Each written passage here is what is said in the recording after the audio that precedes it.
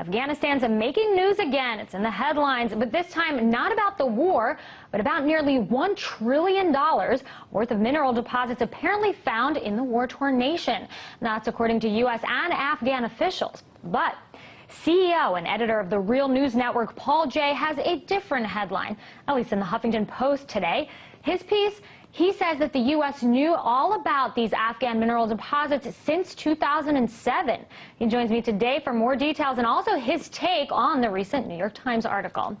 Now, Paul, you start out your piece with two very important questions that I want to address. Number one, you ask, did a 2007 report of massive mineral deposits in Afghanistan affect President Barack Obama's decision to widen the scope of the war? Now, what are you really getting at here, and were you able to answer that question? Well, of course, I'm called upon to speculate here, but I think that there's enough information to have what I guess one could call an informed speculation. I don't have evidence that I would talk to anyone who was sitting in the deliberations with President Obama. But the evidence is crystal clear that the United States Geological Survey in 2007 made it clear that there were known deposits of a long list of minerals from copper and iron ore right through to what may be one of the world's largest deposits of lithium.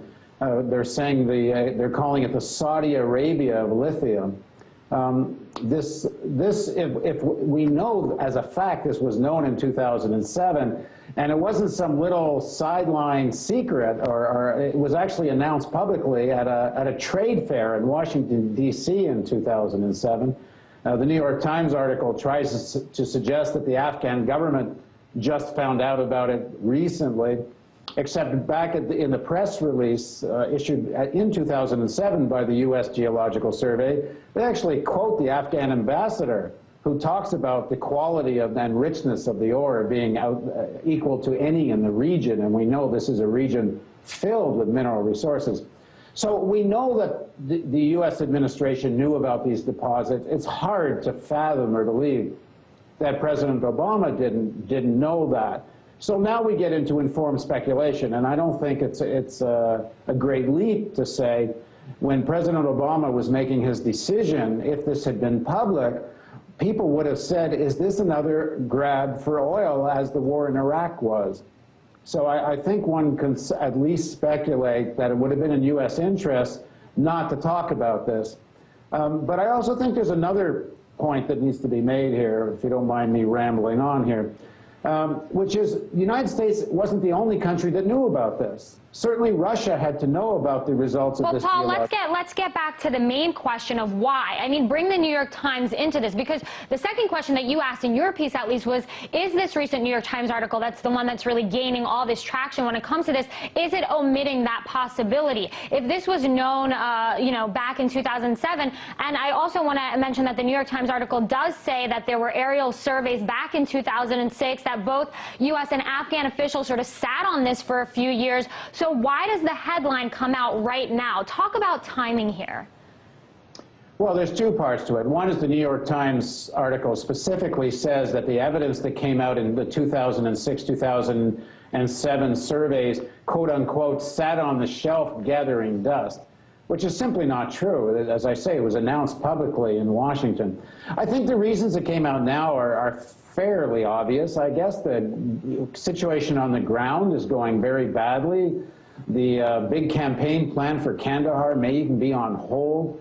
And there's the date of withdrawal, the 2011 date that President Obama said troops should start coming out, is getting awfully close.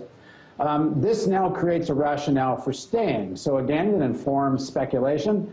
But if you have mineral deposits on the scale of $1 trillion, and it's probably more than that if the survey bears this its claims out, and it seems pretty confident. I think they are confident that they do. There's going to be a presence of American troops there for a long time to come, because now it's not just a question of trying to create conditions for an oil pipeline. It's also about how do you create conditions so this place can be mined. But you also say that, why the story broke in the New York Times on Sunday could be linked to a desire by the Pentagon to sort of create a reason for why U.S. troops might want to stick around in Afghanistan for some time to come, as you just mentioned. But, I mean, what does the New York Times have to do with this? I mean, you sort of seem to be speculating that they're kind of conspiring with the Pentagon when it comes to this situation and these findings. Yeah, I mean, that would be pure speculation on my part. The only evidence I have is that they have a direct quote from General Petraeus. I haven't seen that quote anywhere else. In the article, they talk about having seen an internal Pentagon memorandum on the lithium question. So, what motivates James Risen to do it at this time, I can't say. The timing is just fortuitous, and clearly they're in direct contact with the Pentagon, or they wouldn't have seen the memorandum and have the Petraeus quote. So you're sort of saying that the New York Times is working with the Pentagon to sort of get support for what's going on over there in Afghanistan? I can't imply intent on the part of the New York Times here, because I can only speak about the evidence. I don't know what's in the heart of the New York Times. But it's very common. Journalists that cover the Pentagon and have these relationships, they often get, quote unquote, fed a story. And that becomes news. So, what else might have been in the mind of James Risen and the New York Times, I can't speculate. But clearly the Pentagon feeds stories to various papers and journalists all the time. And sometimes they're real stories, and sometimes it's something the Pentagon wants reported at a certain time. But I do want to get back to my earlier point, which is the United States isn't the only country that kept quiet about this from 2007.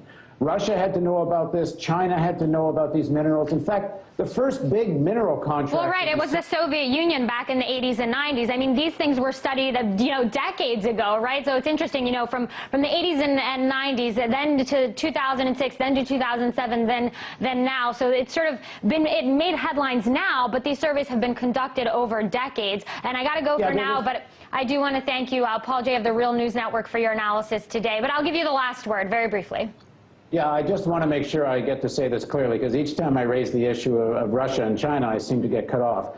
The issue I'm raising is, yes, there were some early geological surveys done by the Soviet Union which indicated some of these mineral deposits. I don't think there's any evidence that had anything to do with why or what the Soviet Union did in Afghanistan.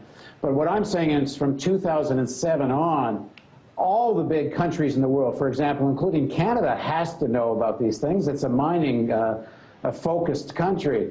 So I think all the big powers knew about it, and none of them said anything about it, which I think shows there's a lot of agendas going on in Afghanistan. We'll have to have you back to see why you think that they kept quiet about this. Again, Paul Jay of the Real News Network, we do want to thank you for your analysis and your time today with us.